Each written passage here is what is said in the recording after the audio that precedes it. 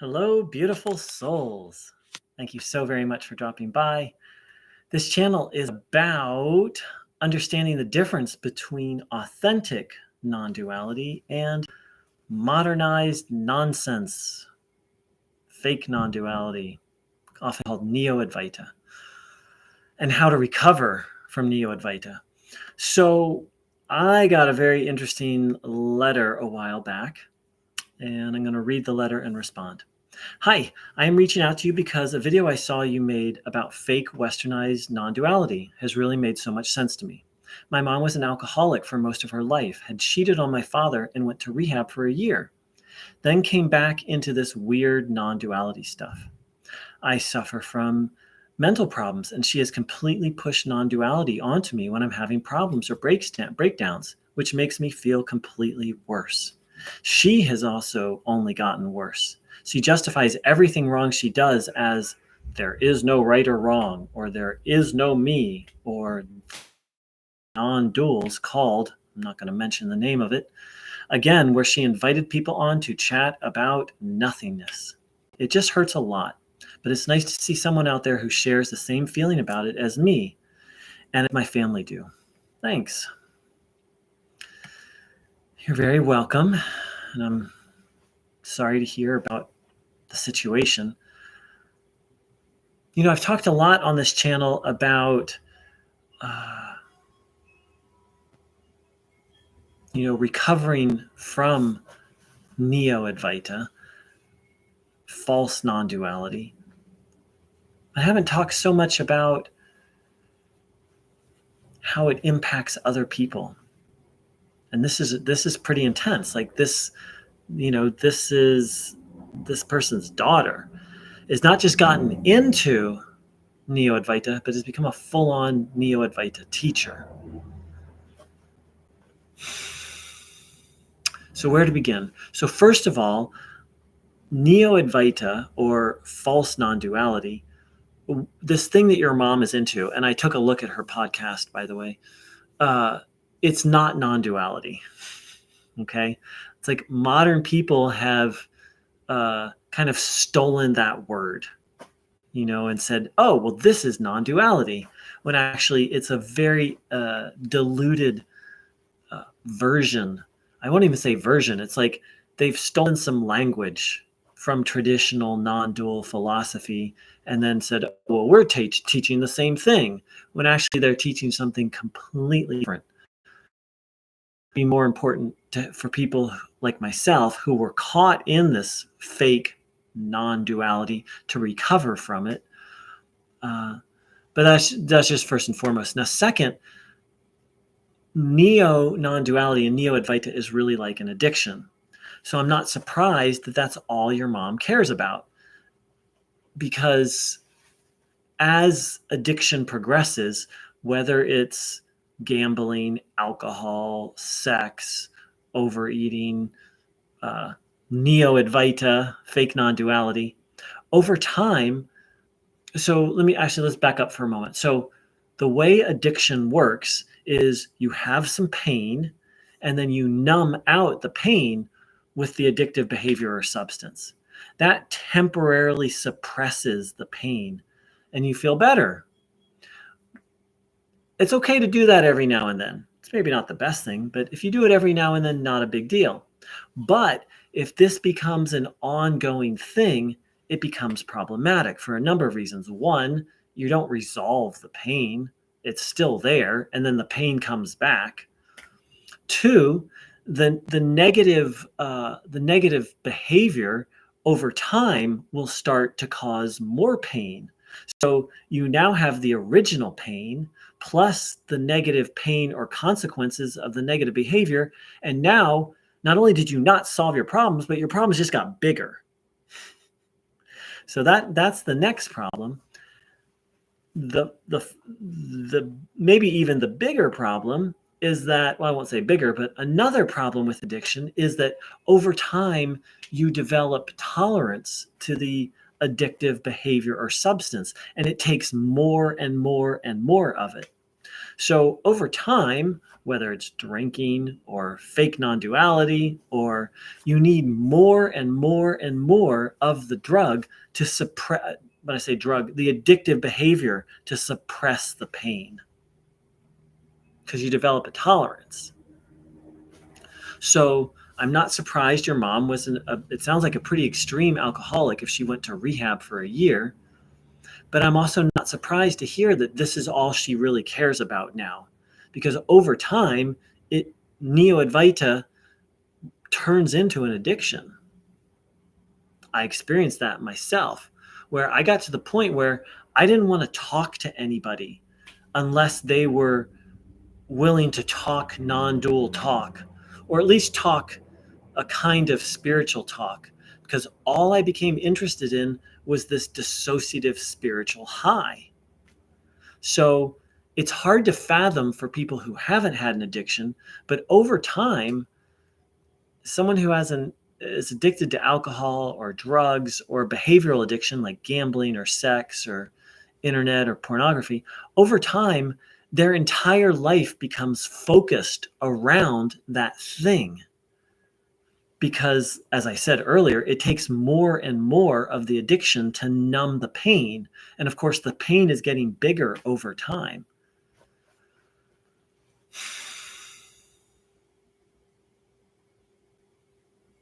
And to the person who wrote this letter, I'd also like to salute you.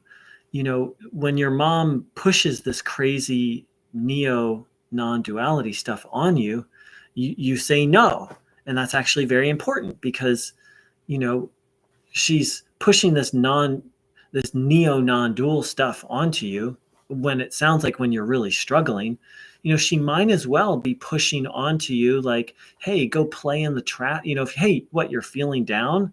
Well, go play in the traffic. Or like, hey, you're feeling down. Like, you should just slap yourself a bunch and then you'll feel better. Like, it's insane advice. And so good on you for saying no to the insanity. The thing is addiction takes control at a certain point. And it sounds like your mom is in the thralls of addiction. There is, you know, she can recover from it. It's not that addiction is hopeless, but until she recognizes that she has this addiction, and until she recognizes that Neo-Advaita, neo-non-duality is a problem, then she's going to keep doing it.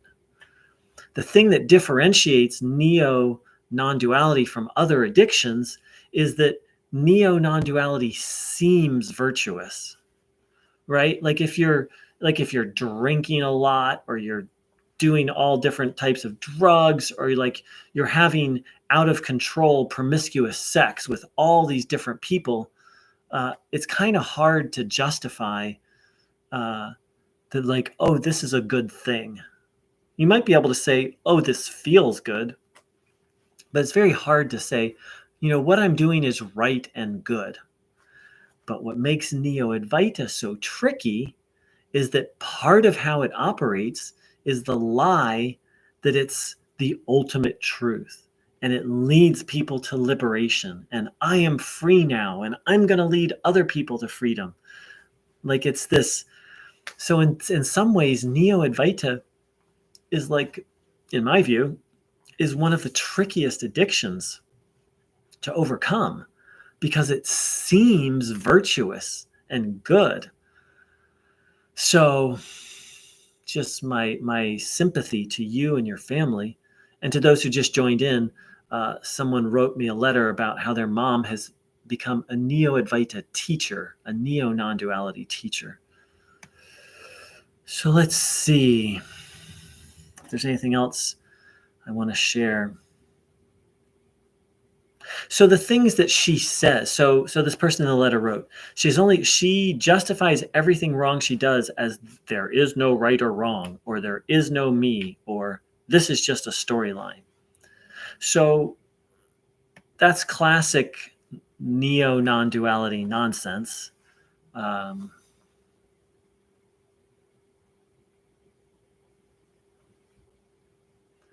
This is just a storyline is kind of a new one. I've heard that before, but I've heard that more in like self-help kind of circles. It's kind of scary to hear that delusion is now, no, I've heard it some. It's not the most common Neo-Advaita distortion.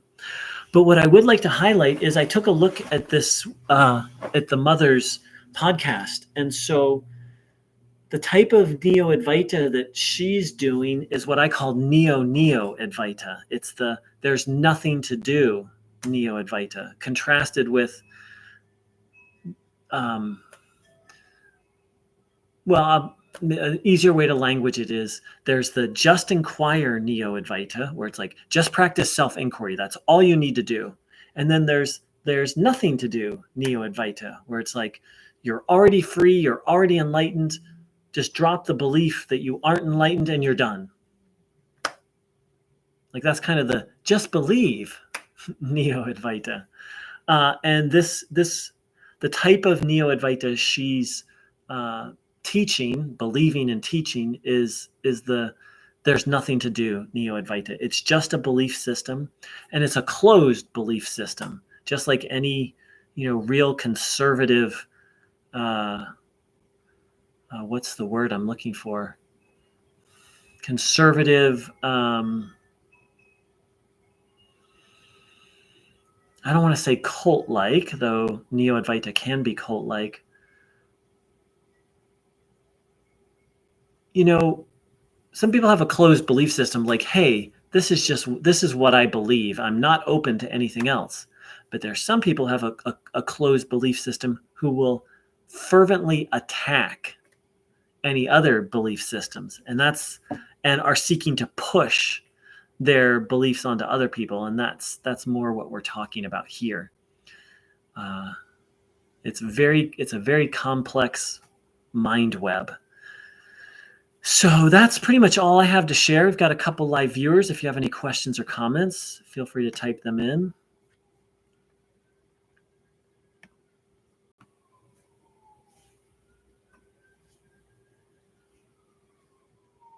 Oh, the other thing is, only thing she cares about are her non-duality Zoom calls where they repeat and talk about nothing.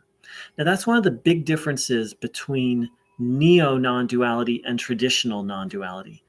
Neo-non-duality is really nihilistic, and they love to focus on nothing. Nothing exists, nothing matters, you don't exist, no right, no wrong, there's nothing to do. Like it's very nihilistic. Whereas traditional non-duality is the opposite. It offers a vision of like peace and love and harmony. And it offers a vision of, whereas Neo-Advaita is like, nothing exists. None of this is real. Traditional non-duality sees everything as sacred. It's a huge difference that has huge repercussions. In traditional non-duality, you can't just like sit there and do nothing. Like there's the recognition that you are part of a whole. And yes, ultimately in traditional non-duality, it's taught that this sense that yes, the distinction between the part and the whole is ultimately considered an illusion. Now, I'd just like to say, I don't believe that, and I'm not teaching that, but I'm saying that's what traditional Advaita teaches, that ultimately that distinction between the part and the whole is an illusion in traditional Advaita. But regardless, that part still needs to do its part. It's a radically different worldview. It's a worldview for adults and learning to do your duty and take care of responsibilities. And one traditional Advaita teacher I read, he talked about how before you go far down the traditional non-dual path, you need to be a mature adult. And of course, this is what Neo-Advaita completely skips. And for myself, like that's why I went into Neo-Advaita, was escapism, which is what addiction is, escapism. So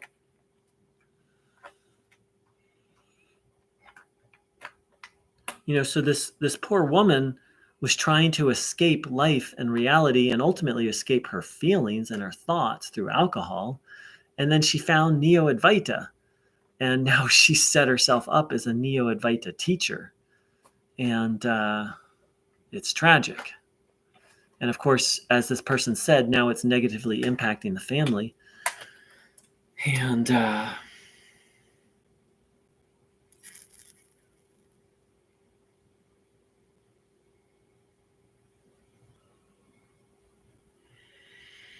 I think that's all I have to share for this right now. I'd like to thank the person who wrote this. And again, I'm so sorry you're having to go through this. And I really respect you just, the only thing I would say is you need to have boundaries with your mother. Your mother's a very sick person. I mean, we're all sick to some extent. We all have some level of imbalance, right? Of disharmony. None of us is perfect. The problem, however, with your mom is she thinks she's perfect. And she has all these sophisticated justifications for her bad behavior, which makes her, you could say, a dangerous person. Not that she's going to lash out in violence, though if this continues, that is a possibility. Violence is, as you cycle down the addictive cycle, then violence is possible.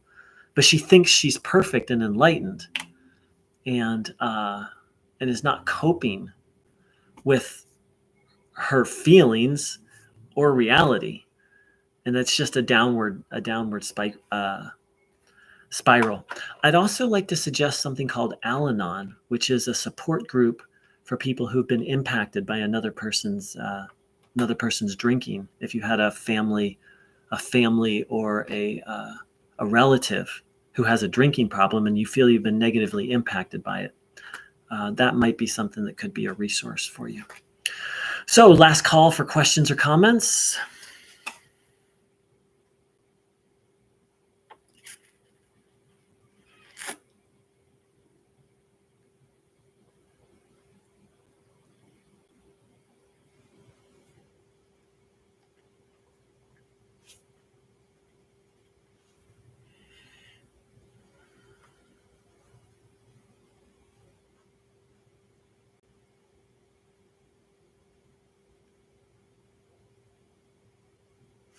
All right. Well, I thank everyone who dropped by for your time, energy, and attention.